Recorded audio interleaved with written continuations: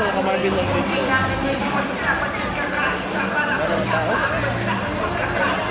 May pa din.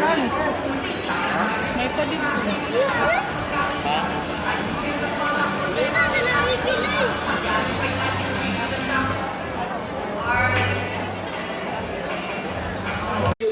Lahat po ng paggasta ng pera ng bayan ay kailangan pong suriin. Totoo po yun.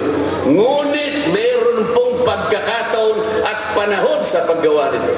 Hindi po sa panahon ng pipresenta ng budget.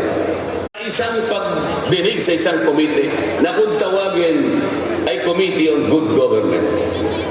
Alam po ninyo yung pagsisimula nila para magkaroon ng katwiran na masabi na ang Vice President.